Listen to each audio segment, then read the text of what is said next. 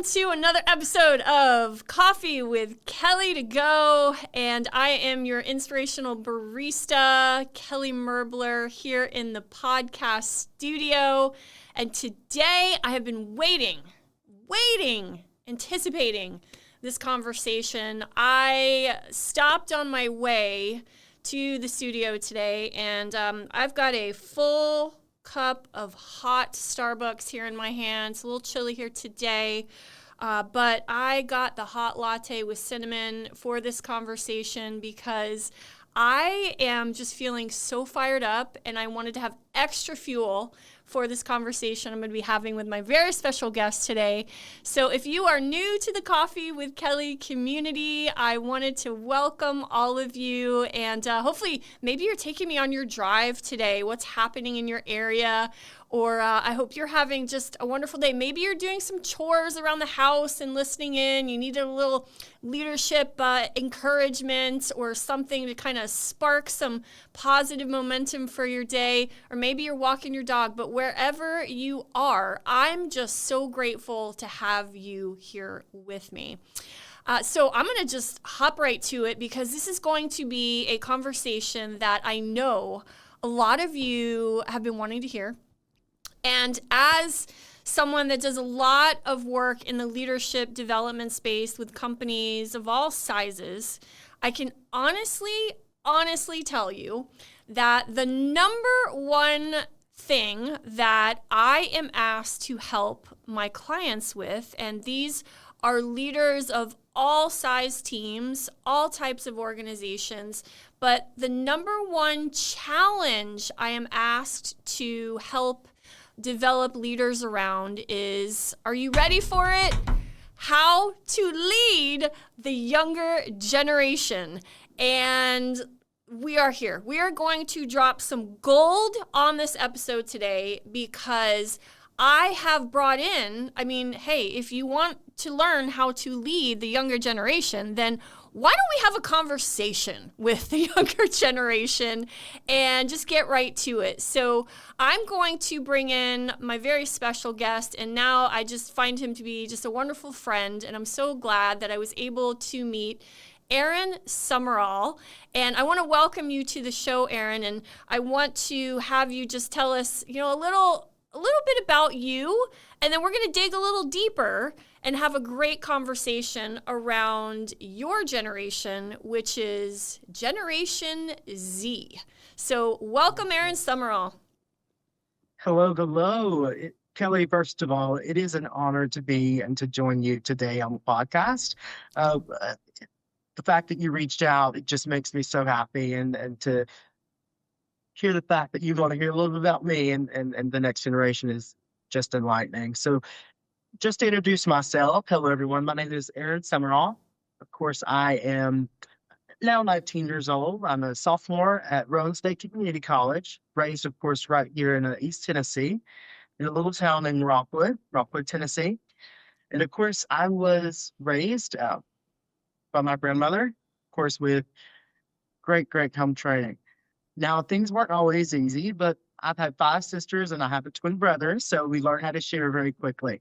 And, coming from a smaller community of about 2,000, you also learn how to share, how to band together, and how to create and gather each other around goals. And so I'm just so happy to be here and to share some little expertise with you.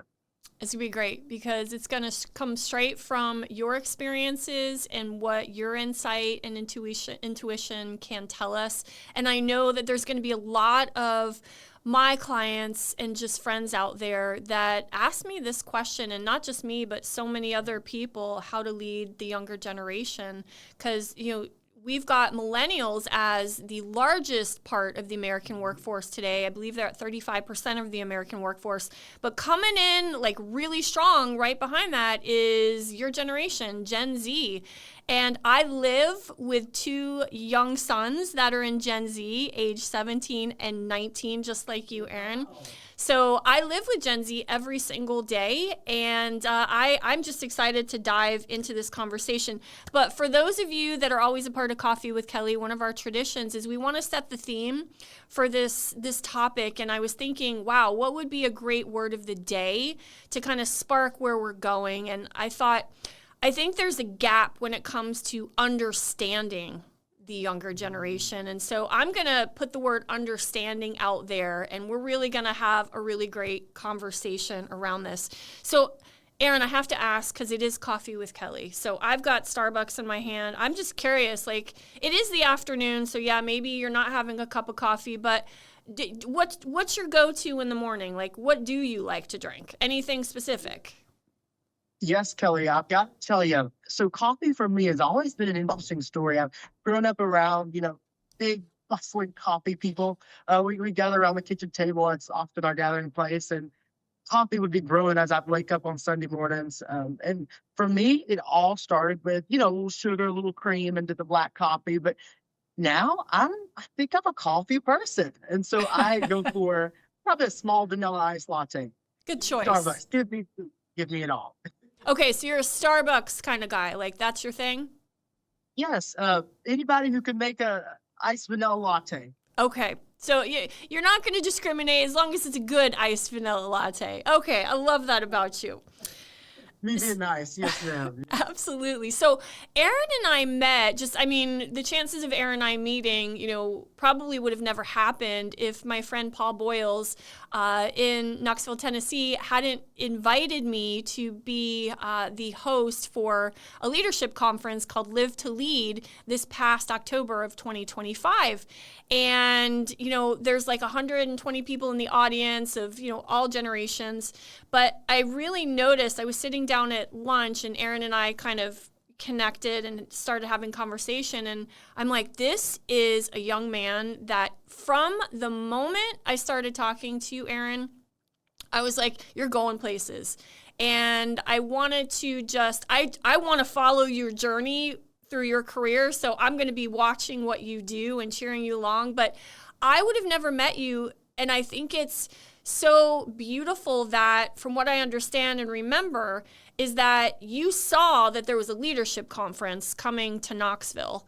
And you just said, hey, I'm going to go learn. And that was one of the things that really set me to think, wow, this is a young developing leader, that he's not sitting around on his couch playing, games. Like, he is out there, he's investing in himself, and he's there because he wants to be better. So I wanted to start with that because I thought that was the first thing that really stood out to me about you. I think at least a lot of the leaders that I talk to and I hear from, they think your generation, very honestly, is lazy. And I'm just going to put that out there. So let's just start with that. And what are your thoughts around that? Let's just start with that. Why did you show up that day, and why was it important to you to invest in yourself? And it honestly is a great question, Kelly. And I got to agree with you. I know for me, having a mixed variety of passions, from being a trombonist to a junior pastry chef in the 8th grade to, public policy interest and nutrition, that kind of things. It's so interesting that, my path of leadership, if you will, servant leadership is really important to me. And my path of servant leadership led me right to that event. To expand on it in particular, I've got to tell you. So I was on LinkedIn after going to the Bank of America Student Leaders Summit and seeing how many young people, you'd be surprised how many Gen Zers are on LinkedIn nowadays. I was inspired to kind of keep up, right? Keep up with things that match my values. And part of that is intentionally, building a community that shares that. So as I built this LinkedIn community, I was strolling one day and I saw a Live to Lead experience with Mr. John Maxwell as one of the recorded, guests, speakers, keynotes. And it was really interesting because I'd always heard or watched those types of seminars from afar and decided, hey, I'm going to go to this. Signed up. Before you knew it, I was there in person, and youngest person in the room. Yep. Not new to me, but, coming from a small town, it's interesting. But Kelly, it did. It led me right there. I'm so glad for it. Yeah, we had a good day. We really, really did. So I'm going to start with some questions and let's just talk through these. And one of the things I want to ask is when you think about leaders in your young life and who you've had the opportunity to meet, whether it's through college or school or just passions that you've had, who and why have certain leaders made an impact on you? I think this is important to understand for a lot of my clients because leaders can make an impact on all of us, no matter what generation we are. It doesn't matter if you're Gen Z or, you're the silent generation or baby boomers or Gen X, whatever it is. But I'd like to put a little shout out for Gen X out there because no one talks about us anymore. So sometimes we feel a little left out as well. But I just want to ask, what has really inspired you in your generation, and what has a leader done that really made you feel like impacted?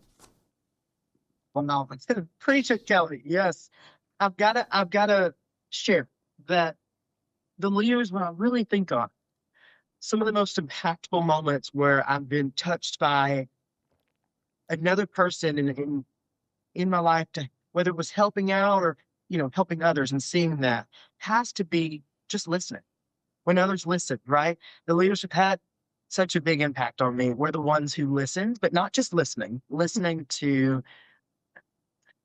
as I put it, listening to understand, right? Not just listening to respond. Yeah, it's a huge thing. Who is that? I think it's Stephen Covey who said it. Uh, you know, he calls this listening to understand. And it's one of the most important things that's built trust. Yeah. If you can sit and listen to really listen what the words that someone else is telling you, listening to understand that, not just to respond, if it helps out, and has definitely for me. Most of us, listen with intention, but it's important to really be focused in that way. I think, for example, my band director, another value he had was getting all of us as, in his orchestra or marching band surrounded and excited about this common goal, right? What does that say when you're a leader in today's crazy world, but you can excite even the most radical people, young people, right? But to think that he was able to get us up in the morning, 7:30, Monday through Friday, 7:30 to 5:30, outside more than half that time, and to work around the goal of becoming better inch by inch, uh, it, those values make a difference. That's really good. So I'm just as my clients are listening and friends are listening out there, for you the biggest impact is listening. And I think that needs to be said because it's not rocket science, at least in my opinion. Is it different than what a lot of leaders are used to doing because they haven't led people from your generation in the past? So this is new coming in where they're trying to find their way. And I look at it as, Aaron, and maybe this will connect with you, but it's being human. And what do we all value as humans, no matter the age that we come from or the generation? Don't we all want to feel valued and heard? I do. And I'm not Gen Z, but when a leader listens to me and allows me the opportunity to feel seen and that they're interested in me, then I feel impacted. And I love that you shared that as well. It's not very different than what other people typically are asking for either. Yes, of course. And I think that Gen Z in particular, if you listen close enough, we are values driven. Something I'll touch on is that we're values driven. We will tell you through our values, we'll tell you through how we show up in our actions, what we believe. We'll tell you, and it will come out, but you have to listen intently for it. Yeah, I totally agree with you. So listening, that is a key piece for you as a young leader, and just starting to get out into the workforce and all of your volunteer activities, running your own business. Like, those are things that are really important to you, is what I'm hearing. Okay, so listening. So I put a little star next to this question because I do want to talk about this. A lot of there's terms that a lot of the older generation uses with Gen Z. Have you heard, and I'm sure you have, but a lot of terms I'm hearing are, they're snowflakes. They're so fragile. They're breakable. They are lazy. They don't know how to motivate them. And I want to ask you, how do you respond to that? If a leader says that, or that they're feeling that, how do you respond to that? And what does meaningful work look like to you, Aaron? Yes, I mean, meaningful work is all about, and especially for Gen Z, I think it's definitely values driven. I think that meaningful work has to come from, today's society, not just maybe how older generations have had grind culture. We've watched the grind culture over the past few generations, and we've also watched it lead to burnout, watched it lead to empty bank accounts. And so we aren't just interested in, the 40-hour theater of the office, into grinding it out. But I would say meaningful work has to be, especially in this generation for us, direct to impact results. Uh, I feel like we want to see the light turn on, right? If our projects aren't always, measurable socially, if it's not, if we can't see that impact, it gets a little harder. Okay. But I think we give you our best energy when it comes to being able to work in a way that doesn't cause the burnout. And it's really important that you have radical efficiency. Uh, we use AI nowadays, to turn an 8-hour workday. That could cost, millennials, 8-hour workday, baby boomers, 8-hour workday into a 2-hour sprint, right? To an old schooler, an old school leader, that could look like laziness, right? Yep. But to us as Gen Z and the new generation, that's really like technological mastery. I mean, we don't want to work longer, but meaningful work for us looks like working smarter. Uh, Again, values first employment, right? We would rather take a pay cut to work for a company with, transparent, ethical values, ethical records, than, to take a 6-figure salary from one that poisons us, one that, we wake up and aren't inspired about. So, we aren't quiet quitting. I think we're just value shifting. Kelly, that's what we need to work. I love that you said that. And so I can absolutely connect. I think it has taken me personally going through the grind culture. I love that you call it grind culture, and it also has to do with coffee. So I love that we're using the word grind culture. But I think it's taken me, 20 plus years in the corporate world, literally grinding, burning out, working 60 plus hours a week to hit the goal. And that's what success looked like for many years. And as I think about over the past 10 years, how my values have really shifted. And that really led to me finding meaningful work and letting go of the grind culture. So I'm really connecting on this. And I find your generation personally to be so smart because you have watched your parents or whomever is raising you go through that. And my son, who's 19, says the same thing. He's like, why do I want to slave and be chained to something when I can master working more efficiently, Mom? And so I love that, Aaron, and I'm curious. So if leaders are interviewing your generation because they want to attract the best talent, and you, in my opinion, would be someone that I would want to attract into my organization based on what I've seen out of you. When you're in an interview, let's just say you're interviewing for a job, like, what are you looking for? You're interviewing them as well. So what have you seen that doesn't work or heard about? And what do you say or feel if they're interviewing someone in your generation they need to be thinking about to really attract you? Okay, Kelly, I think that's a great question. I'll start by saying this. We are the first generation, and let this sink in. We're the first generation, in my opinion, and I'm sure Gen Z would share this. We are the first generation that realizes that our time is our only non-renewable resource. So good. And that you know, in today, Gen Z refuses to spend it on anything that doesn't move the world forward, Yeah. right? If it's not how you driven to move the world forward, if it's not meaningful work, meaning working smarter, right? That doesn't always mean lazy working shorter hours, but I think working smarter in that sense is really important. Now, of course, some really important things I think maybe leaders of the older generation should do to lead this generation a little better, maybe start and, stop doing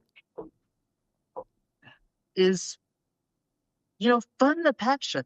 I think, not just the position, right? When you are an executive at your company, um, if I want to learn data analytics, to help my community, and to support that, I think you should support the passion within it. Not just fund the position, right? So that may look like sending your employees to a Live to Lead event, Okay. right? Where you are gaining more than just your salary, your paycheck. Uh, Move from maybe gatekeeping, to key giving. Yeah. Go ahead and give us the keys. Kelly, I mean, what I would say is, don't tell us that, we need to grow all the time, because that is true for some, and a lot of us, right? We always can grow, but it's important to give us the keys to the rooms that will allow us to grow and where that growth happens.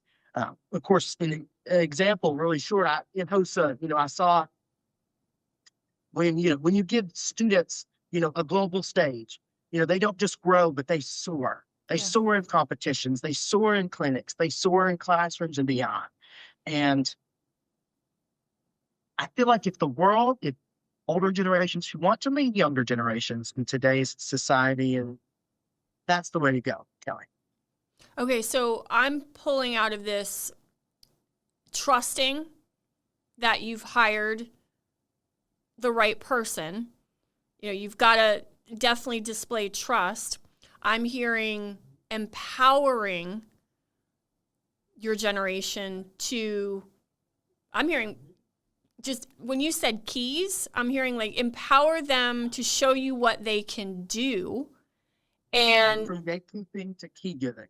I love that. Let's say that again. Go from gatekeeping to key giving. I think that's a really powerful statement. So leaders go from gatekeeping and like micromanaging to key giving and let them show you what they can do. And you know what? I think that's really important because a lot of challenge, another thing that I think about that leaders are struggling with right now is how are they building their bench of the next leaders behind that? And that could also be a step to helping develop the bench of the future of leadership.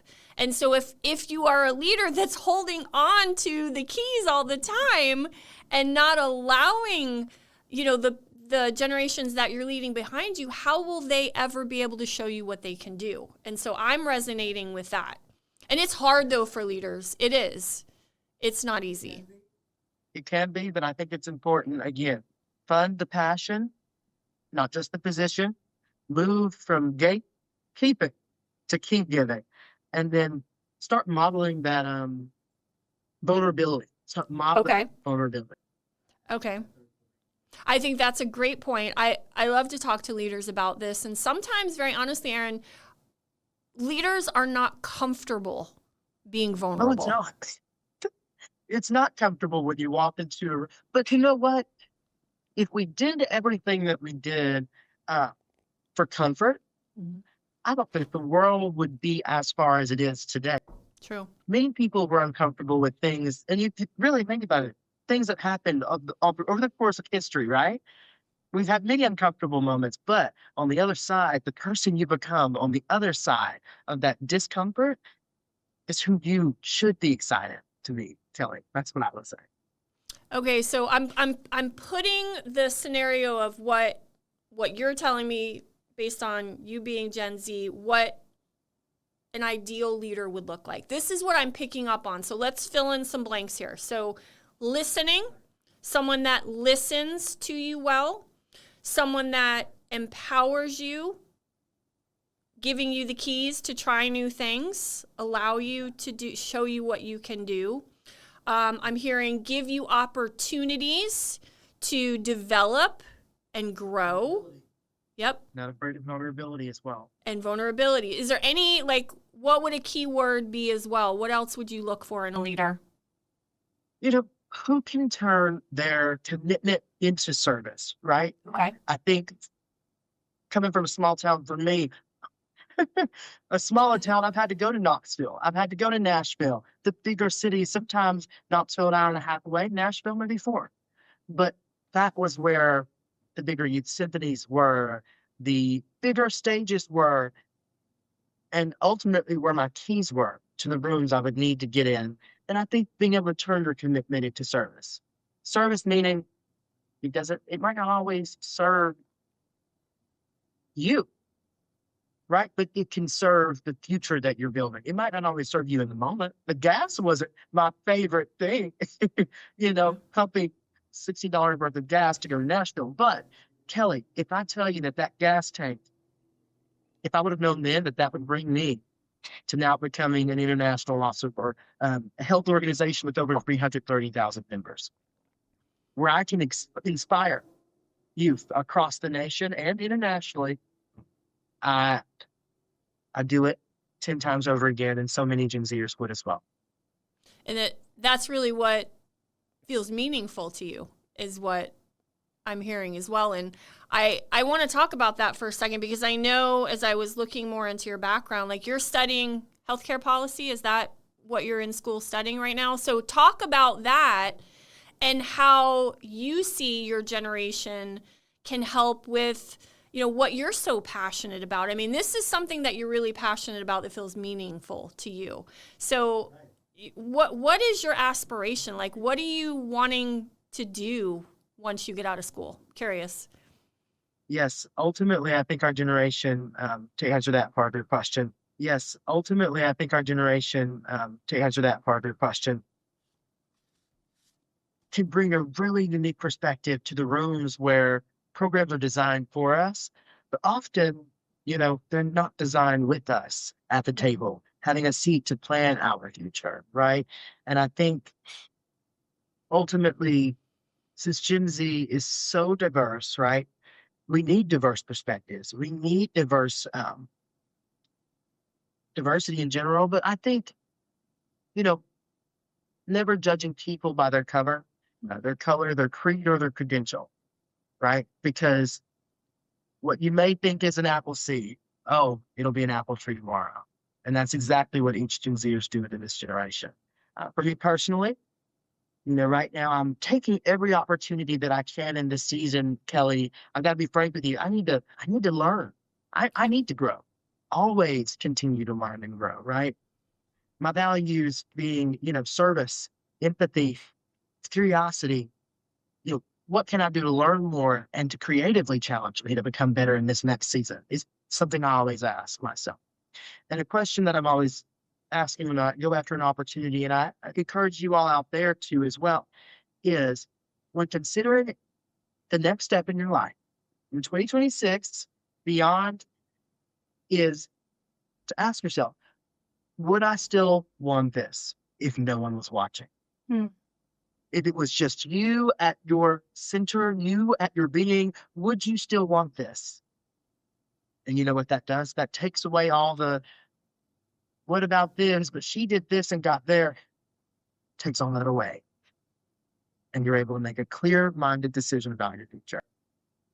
I think that's really good advice because one thing, I notice it with my own boys, and obviously your generation was born with technology. Technology, consuming so much, You Kelly. don't know life without it. You just don't.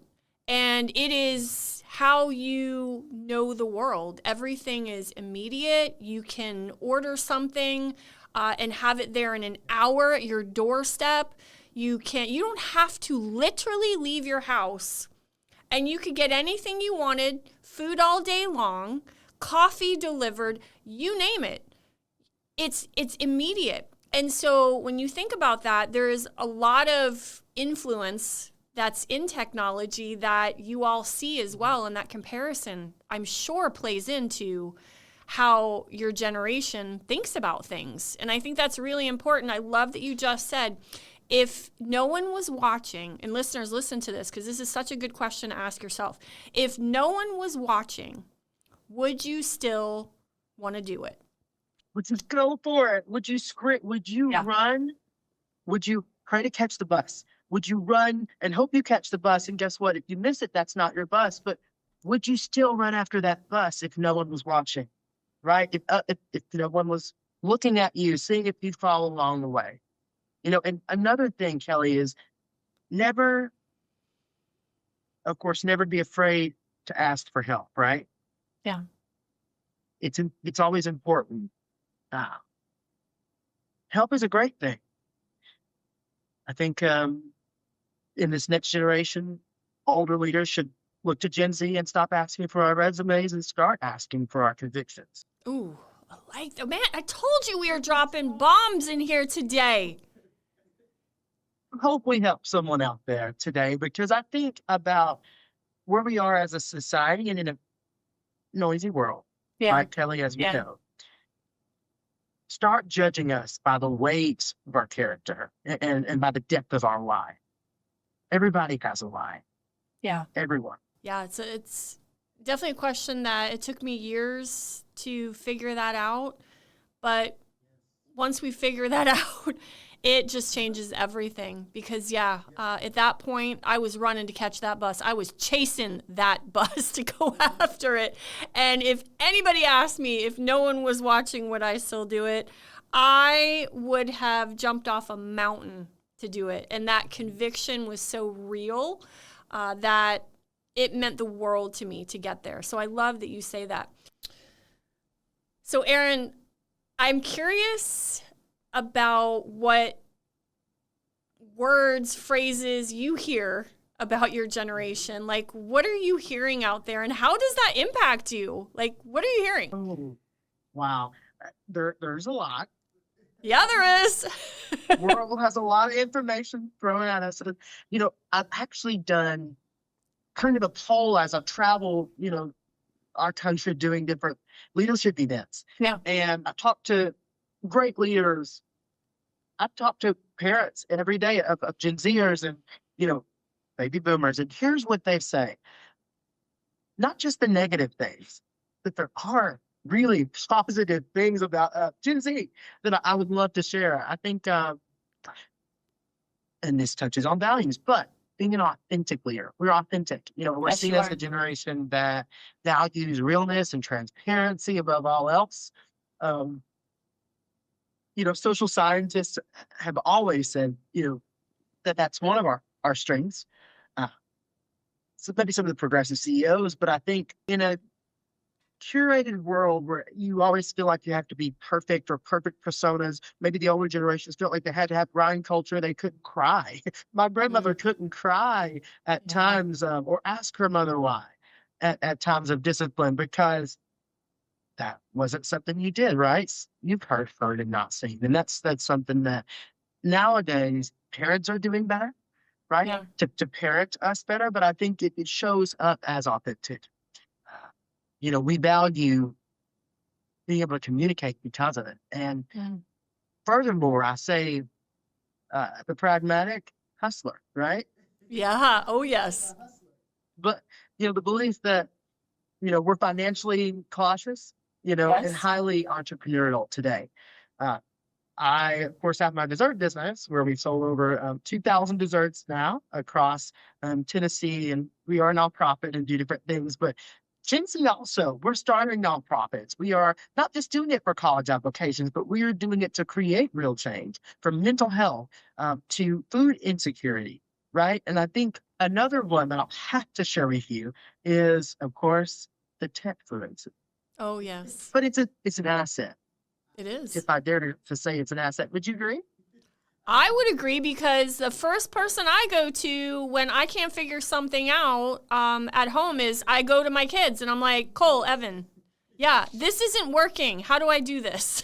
All right, Kelly. The view that we can always adopt new tools, and we're not afraid to do that as this generation. AI, is a positive and it's challenging in higher education, for example, but we are forced to embrace it. It's going to be a part of the world, and Gen Z is going to be the one uh, almost instantly leading that world. So those are some of the positives, Kelly.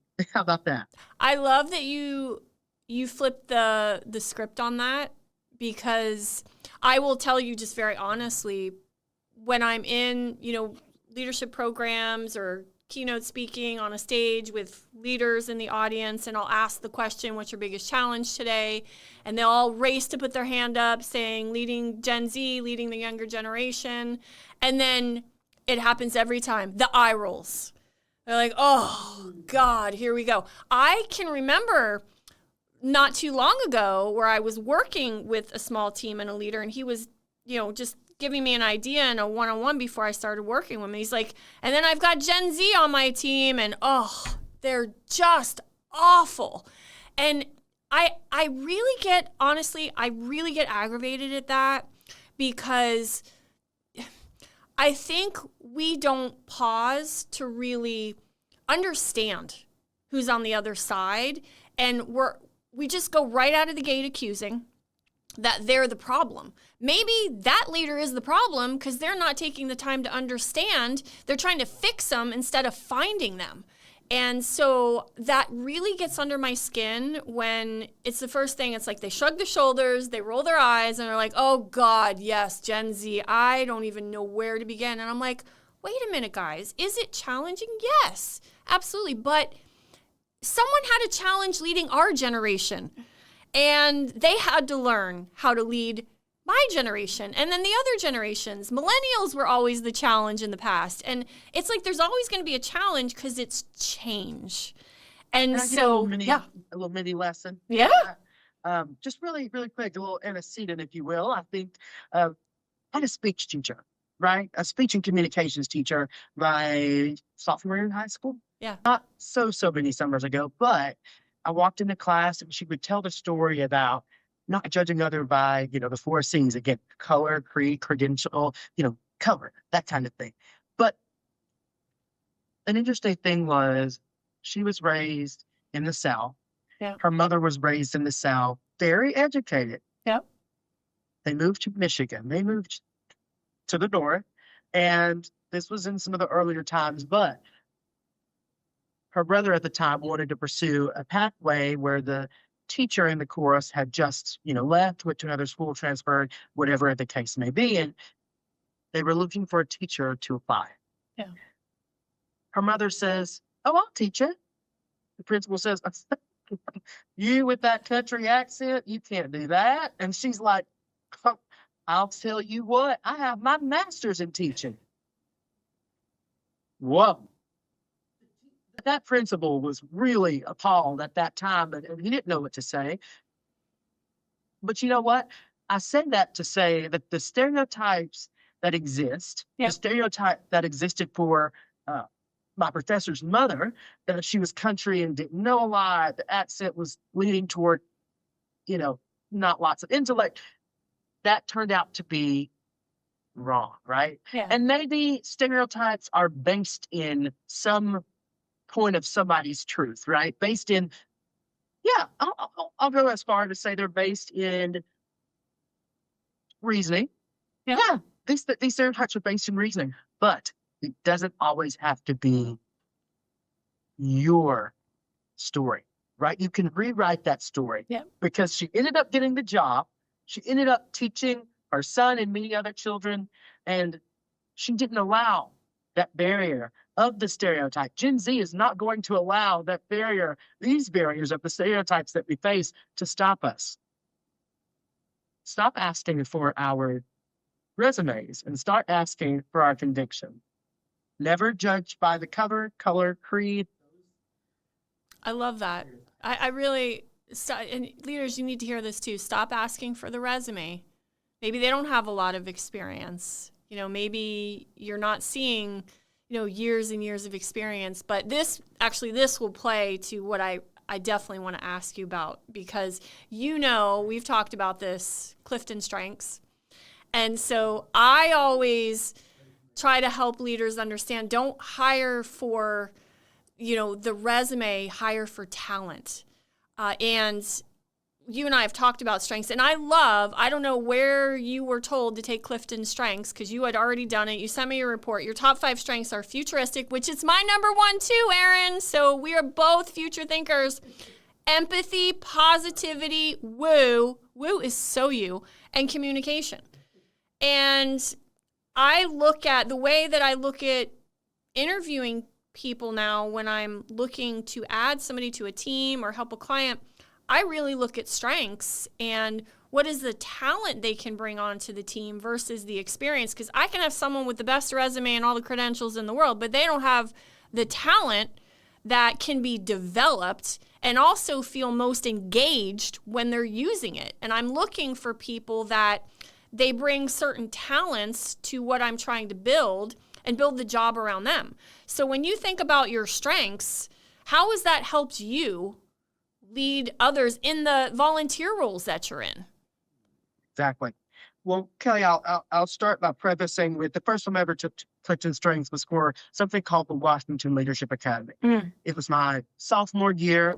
I had just ran for state office and won it and hosted future health professionals, and I was representing Tennessee up there. They take something like Clifton Strengths before you show up. Love it. Little did I know, after I pressed submit, it asked me the questions about, what do you think about this? Or what do you think, what would you do in this situation? Identity questions. I was like, yeah, this is interesting. But I took it, and when I got the results, I got to know my own strength. Yeah. That's what I got. Futuristic helped me to put who I was into words, and who I would become as a leader was first idealized by my Clifton Strengths. So futuristic, empathy, winning over others, positivity, those are all important as I serve in my role, to answer your question. With futuristic and empathy, right? I don't just see the next big thing. I'm inspired by it. Yeah. I see people and I do. I see people who are being left behind. Cool. Left behind by lack of empathy, left behind. And, I lead by building that future. That's my hope. That's what, as this new generation, we want to build that future. Yeah. And for me in particular, I want to build a future where, the human element is priority, not just an afterthought. And I think positivity, right? Winning over others, 2 of other Clifton Strengths I have. I use them to break that tension in heavy rooms. Yes, you do. I've been the youngest one, serving on my opioid prevention settlement council, turning the impossible into, where people say it's impossible, we can't do it. Turning that into, let's start now. We have what we need. We have the evidence. Here's what students are saying in my school. Bring it to your policy room. Bring it to this decision. And I use that's when I use positivity and winning over others. But when I use communication, I translate really, the heartbeat of my small town, like Rockwood, into a global message. It's always important to everyone out there to bring a piece of who you are and your why, and share that. For me, that moves 300,000 seats at a conference. But for you, that may be tapping someone on the shoulder as an educator and saying, hey, I believe in you. I believe in the potential it can be. I don't lead to be seen, right? I lead to connect. And that's what Clinton Strengths does for me, Kelly. Oh God, this is like I literally could do a whole episode around this, and it makes me think because I know this is important to you, and just with just the world in general, there is such division and a lot of hatred out there. And what you're bringing, I like to connect how your strengths play, and I'm curious about this. So with communication, they're storytellers, and just knowing you and talking with you, that is a gift you bring. Like you have a story to tell. But I bet, so think about this. How do you think your communication plays to helping you as a young leader like yourself bridge generational divides in leadership? So talk about that just for a moment, because I think your communication really plays into this based on what I've seen in you. Yeah, it's sharing who you are at your most authentic self. Using that experience, instead of being nervous on the stage, getting up to, I don't have to give a 30-minute keynote. So I've never done it before, but you know how I'm going to do it? I'm going to do it by communicating who I am, my values as a Gen Zer, my values that I've grown up with, and I'm going to share that with the world. Instead of being nervous, instead of tripping over words and being worried about that, right? Yep. I will be rooted in my why and in my story by communicating it. Of course, my goal, right, is to make sure that I make others feel like their future is theirs to own. And it is ours. Our future is ours to own, Kelly. That is, wow, future's sure bright. We need more leaders like you out there, just in the world in general, in organizations, out there advocating. Like I want to be a Gen Z advocate. So I love like just getting behind your generation. Like I'm living with my boys, and I'm seeing everything they're doing, starting businesses while they're working full time and going to school. I'm like, I wasn't that savvy at 17 and 19, and I want to help your generation open up more doors. I just admire your tenacity.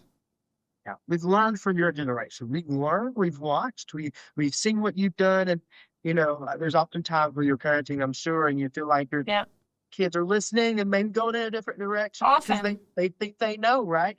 But you know, and I can say that because it's been my story at times. Especially leading, and leading does transfer into being strong, opinionated. But we're opinionated to make that positive change. We are listening. We have our opinions, but we are also listening to what your generation is telling us. We are interpreting it like never before, and we are putting that into perspective to positively make that choice within ourselves, to learn from the past and to empower our future with your words as parents.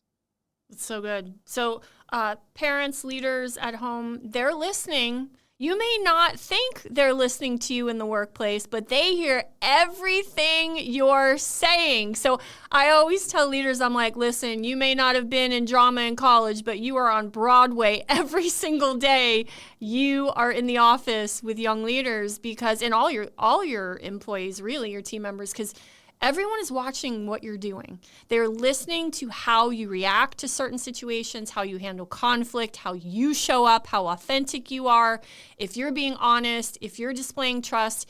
And we may not ever know what they're taking in because they don't tell you, but they are listening. Erin is confirming that, and that's very important for you all to hear. As I, think about the values that you led with and what meaningful work looks like to you as we wrap up this message, I think it would be a disservice not to have you just share what you're doing in your community and what really called you to start your own business during COVID. And so can you just kind of give us a little understanding of what business did you start and what are you doing in your community and why? Another banger, Kelly. I've got to say, your questions are incredible, and you pulled them out of heaven for this interview. So thank you for that. And when COVID hit, the world looked cold. The world was heavy, like not to be trying, heavy like a block of stone. Yeah. Right? Most people were just trying to survive, as you mentioned. Yep. And the weight of that was a burden for lots of us. but I've always lived by, I'll go right back to it. Uh, Being able to see the light at the end of the tunnel. As Michelangelo said, that mindset of open court. I saw the angel in the marble and I carved until I let it free. Right? I, as a futuristic person, I don't see a crisis, as a dead end. I see the light, that's trapped inside. I see the chaos. Yes, I do. But I know that, I won't let the ugly exterior stop me from seeing that true masterpiece, Kelly. I chose to start my dessert business as an act of service because I could already see the angel, the meaningful future. I wasn't just, gonna stop chipping away at the marble.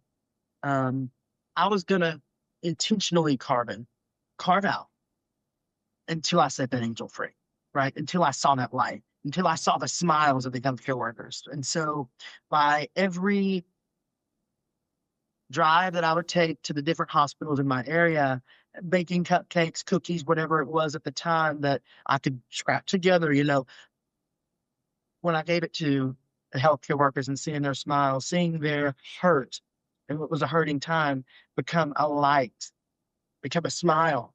I was, further carving that angel uh, that we all needed, in that time, Kelly.